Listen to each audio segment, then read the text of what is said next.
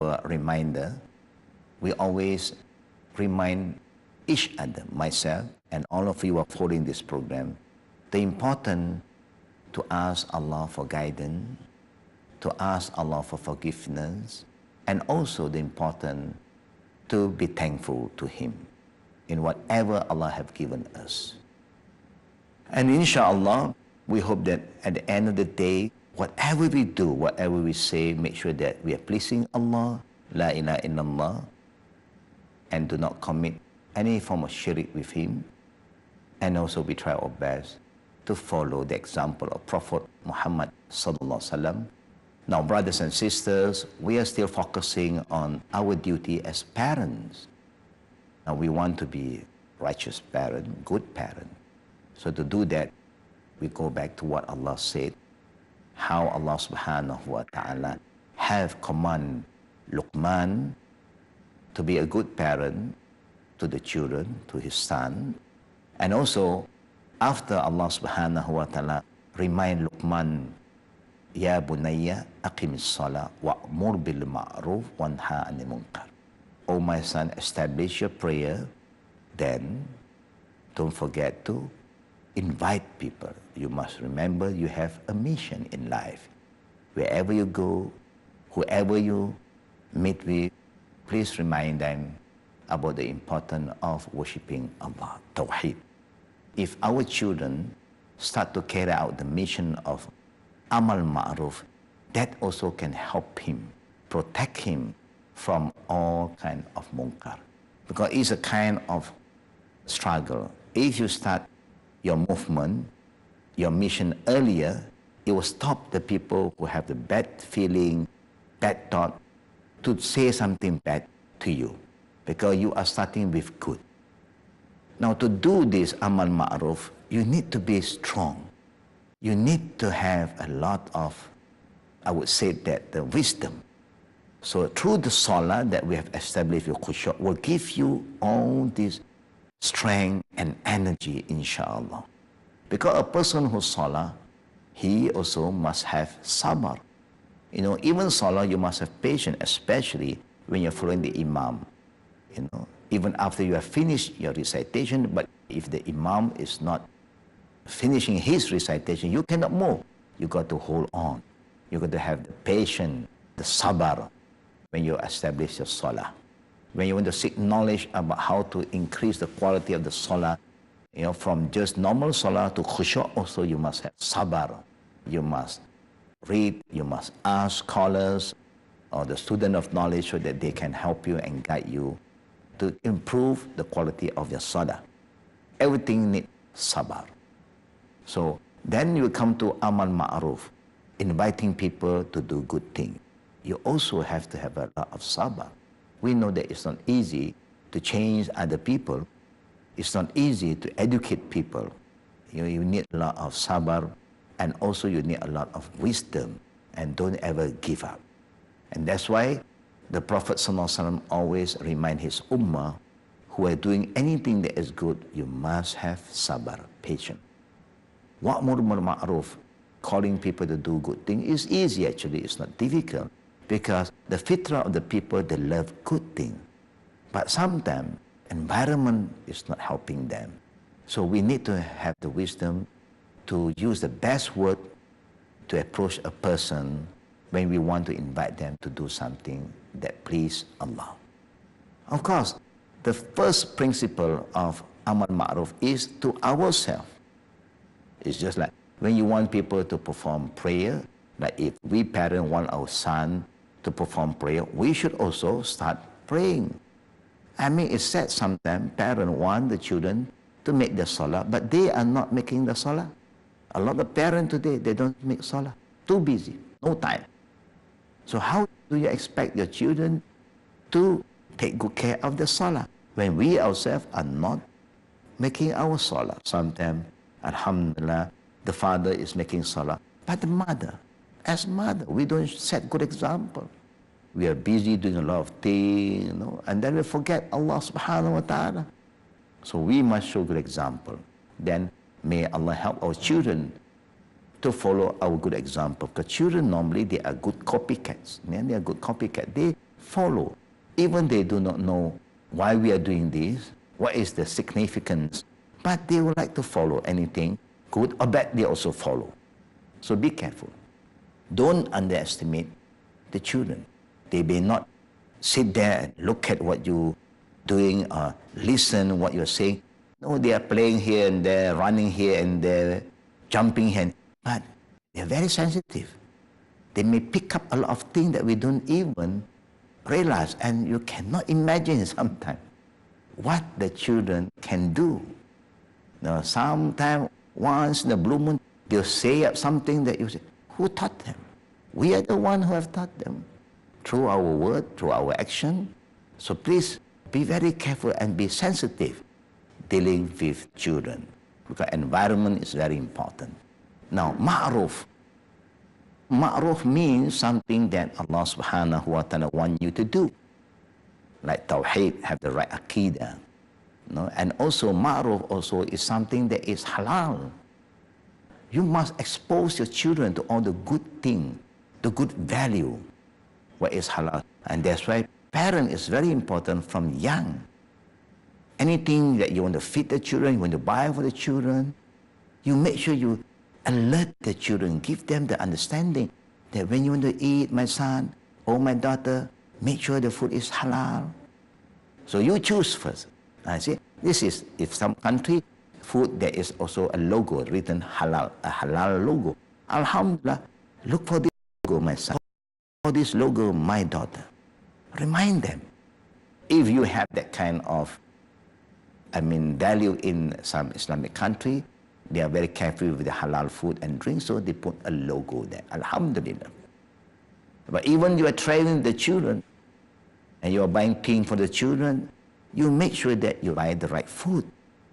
And tell them, son, do you know we cannot go to this restaurant, we cannot go to this fast food restaurant. Why? Because it so happened, no, this is not halal.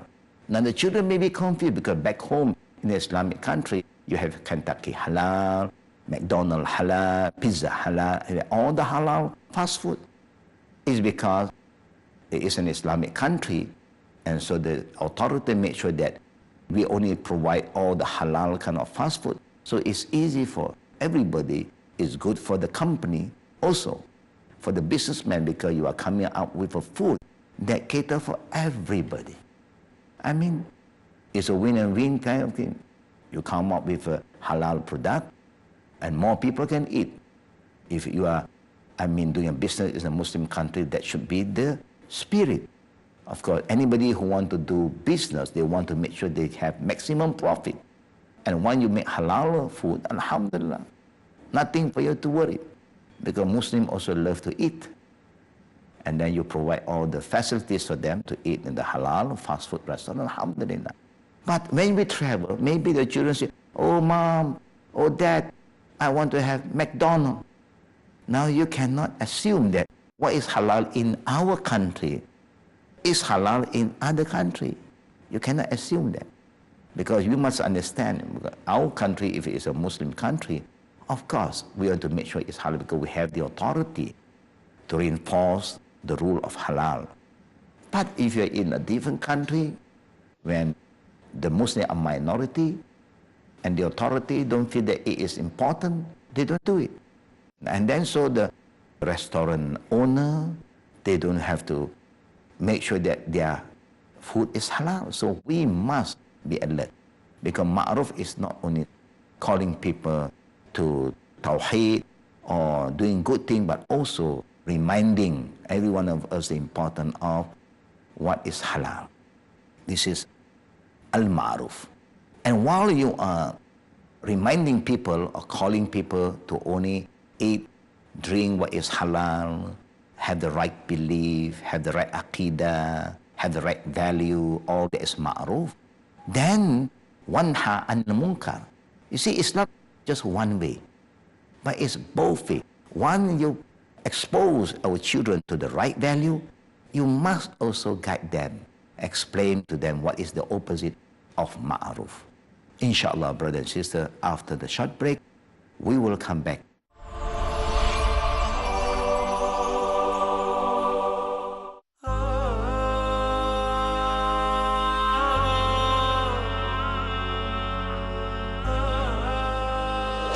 confused, worried, losing control.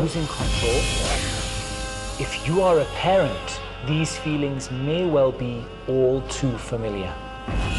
In a society in which we increasingly feel that we are losing our children,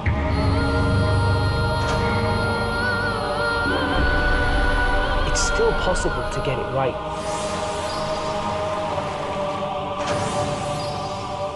And Islam will show you how.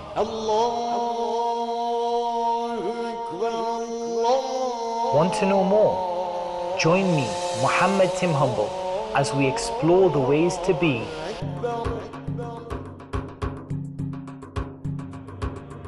a good Muslim parent. Learn a series of beautiful Islamic techniques to help our children get the best in this world and the best in the hereafter in 26 Ways to be a Good Muslim Parent. Tonight at 11:30 p.m. and repeat telecast at 12:30 p.m. Saudi Arabia on Peace TV.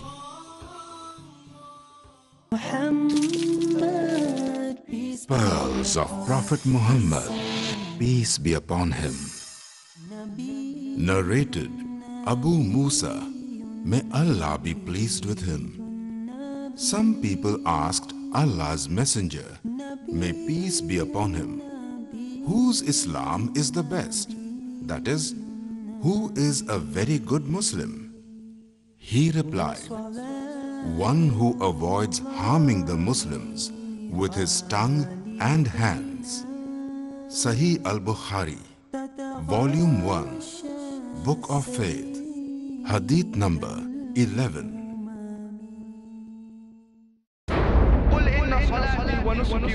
Say indeed my prayers, my sacrifice, my life and my death are all for Allah, sustainer of the world. A dynamic, I challenge any human being to point out a single fundamental of Islam in youthful quest, which is against humanity as a whole. iconic, inspiring, encouraging. Don't judge Islam based on the following. Farik Naik, Judge Islam based on the authentic sources, that's the glorious Quran and the authentic Hadith. son of the world-famous orator on Islam and comparative religion, Dr. Zakir Naik. Allah subhanahu wa ta'ala is giving us an opportunity to do a prophet job and to earn a prophet reward. A star above par in Teens Star. Next on Peace TV.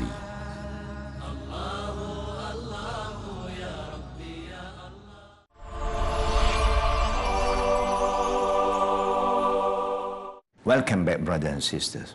Now, I do hope that you still remember about what we are discussing about the importance of parent guiding the children, reminding them about the importance of Salah, the benefit of Salah, the significance of Salah, and now, after that, also remind them about the good thing that they must do, their mission in life, that they must call people back to Allah, to Tawheed, La ilaha illallah, to worship the true God, so they'll be safe here and they'll be safe in the hereafter. And then, in the same time, after telling our children what is ma'ruf, what is halal, what is good, we also have to make them understand the opposite of ma'ruf. There is munkar, what is bad. Bad in aqidah, what is the bad thing in faith, is to commit shirk. Example, the worst munkar, the number one munkar is shirk, is people who worship other than Allah.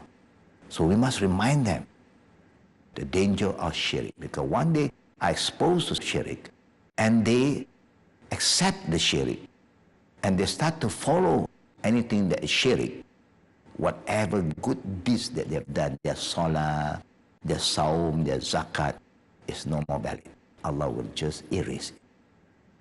That's how dangerous shirk. It will wipe up everything that is good. But if they are not exposed to shirk, they may commit some sin. May Allah forgive them. And may Allah forgive us.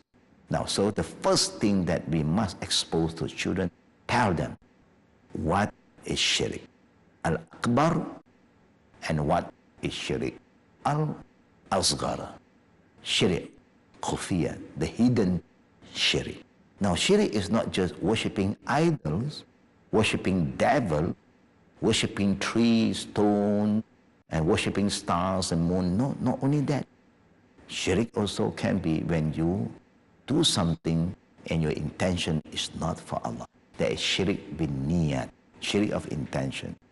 There's also some shirik we call shirik mahabbah. Shirik mahabbah, that means you love somebody more than Allah. There's also shirik of power. Meaning you thought that you have the right, the authority to make changes in the religion of Allah. You cannot do that because Islam belongs to Allah, halal and haram belong to Allah. Nobody has the right to make what is halal haram. When you do that, that means you commit a kind of shirik in the Sharia. There is no more the religion of Allah. It's your religion because you are the one who decide what is halal and haram. No, the one who have the right authority to decide what is halal and haram is only Allah and through His Prophet Muhammad sallallahu alaihi wasallam. And also shirik of hawa, shirik in obeying our desire, whatever our nafs, our desire want us to do, we just sami'na wa ta'na, and even against Allah, we still sami'na wa ta'na, then of course you commit the kind of shirik through your desire. We must let them understand. And then after they understand the shirik, we hope that they will stay away from the shirik. A lot of people I've seen when I'm traveling, a lot of people, even young children, who is asking for help, begging us to help them. You look around their wrist, there is a tamima. Around the neck, there's tamima. Man allaqa tamimatan faqad ashrak. Our Prophet has made it very clear, whoever ties something around the neck, the wrist, around the tummy, the body, some string, black, red, maybe orange, goldish, and believe that this is going to protect them, is shirk. We don't blame our children, they don't know, they're innocent. What is happening to the parent, we as father and mother? Why do we allow all the shirk thing on the body of our children? Oh, they say this is some imam, write something, the verses of Allah, and give it to tie here, to tie that, so that the children will be protected. Na'uzubillahi minazat. Please, ittaqillah, to all the parents who really love your children, don't ever wear anything that is against Allah subhanahu wa ta'ala on the body of your children. Don't let them wear any talisman, any tamima, amulet, because this is haram. When people say, I just hang the word. Allah's word is not for you to hang here and there, brother and sister. It's for you to remember Him and call upon Him. That's what we want. What is in the heart. It's not something that we want people to hang here and there. There's no value in hanging the name of God. I know a lot of people is hanging, writing here and there, hanging in front of the door, hanging in the car, hanging around the neck. What is that? Now, how can we allow people to just play around with this word? We hope that if you come across any imam, anyone who claims that, wearing azima, amulet is okay, is akthar, stay away from them. You know that these people don't have the right aqidah. People who have the right belief in Allah will never do all this kind of thing. It's against the teaching of Prophet Muhammad sallallahu alaihi wasallam, and we don't compromise with shirk at all. And what is another munkar? Munkar also, anything that displeases Allah. Anything that is haram is called munkar. It's important for us to educate our children to know what is al-ma'ruf or haq, what is munkar, batil, haram, all are munkar. So this is important. A lot of people, they thought munkar is just, okay, I don't eat pork. How about drinking? Munkar. How about lying? Munkar. How about cheating? Munkar. How about cutting around? Munkar. There's so many munkar. How about helping people to do something that is bad? Also a munkar, because we are not supposed to participate, not only to get involved directly, even to support. To support munkar is munkar. I mean, Islam is very straightforward religion. I'll give you one example. Drinking alcohol, thing that intoxicate is haram, munkar. We may not drink, but serving also munkar. A driver for the lorry to carry all this haram drink is also munkar. We don't gamble, but people call, can you go to that shop and buy some lottery ticket for me? Participating in going buying for them is a munkar. You don't drink, you don't work in the factory that produce wine, but maybe you are fetching your friend and the friend have informed you, I'm bringing maybe one set of whiskey along with me, and you knew about that. You must be careful. You can say, no, I cannot allow all this haram kind of thing in my car. You are okay, alhamdulillah. But not all this wine, liquor, brandy. Can you imagine if something happened, an accident, and then somebody looked into your car and saw all this liquor, they thought you are also part of it. Now, I, alhamdulillah, I make it very clear even to my family before, they are not yet Muslim, most of them. But when they want to come into my car, I always remind them, if you have anything that is haram, please, especially liquor, because we know that we are not supposed to even transport any liquor. I make it very clear. Even my family members some of them who are smoking, I told them, you come to my house, no smoking. Munkar. And what happened? Allahu Akbar. Not only they don't smoke in my house, to the extent they don't even smoke in my compound. They will go out from the fence and then they will smoke there. After finishing smoking, then only walking. You see, when we respect our deen, we know this is not good. We do not want our air to be polluted. Make it clear to them, alhamdulillah, people respect us, brothers and sisters. When you respect Allah, the truth, people will respect you. It's not that we are discouraging them to do something good. We are encouraging them not to do something bad. We are reminding them, keep yourself healthy. Don't do all this nonsense. It's not good for you. Even gossiping, we know is munkar. So how can you help people to stop gossiping? By not listening to them. When they know that nobody is going to listen to them, there is nothing for them to gossip. This is just an example about the munkar.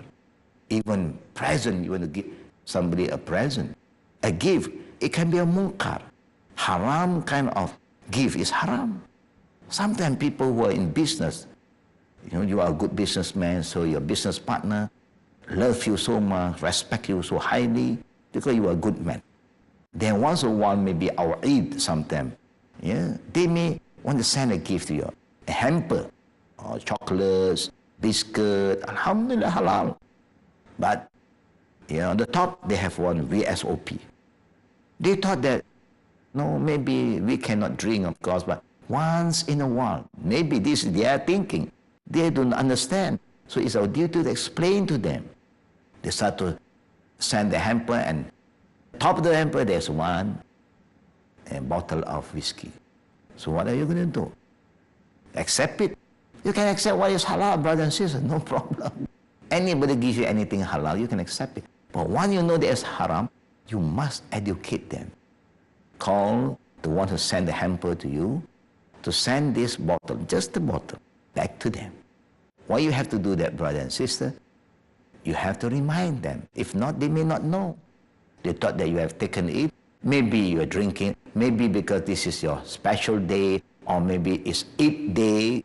So once in a while, a happy day, you can drink as long as you are not intoxicated. You can still control yourself. Maybe they thought that it is like this because a lot of Muslims today, they are drinking. Sad to say, something so clear-cut haram. But the way we look into this drinking kind of thing is no big deal. All these are munkar. So we must also expose to our children, not only here, when they travel especially. Son, remember, when you are overseas, example, please be careful with your food. Please be careful with your drink. All the biscuit that you want to buy, the bread. Sometimes, people in a non-Islamic country, they don't care. Everything goes. Allah has given us the knowledge, the value. We must read. Everywhere I travel, to Japan, to China, I make sure that I'll do some research. Why, brothers and sisters, we do that? Because we want our prayer to be accepted, our salah, our dua to be accepted. And one of the best way to make sure that your prayer will be accepted, make sure your food, your intake, your drink is halalan tayyibah. So may Allah guide us, brothers and sisters, and may Allah make us parents who are very aware about all this ma'ruf and munkar, especially halal and haram, and if possible, we record down the do and don't, the haram kind of food, so that it can be a reference point to our children when they travel.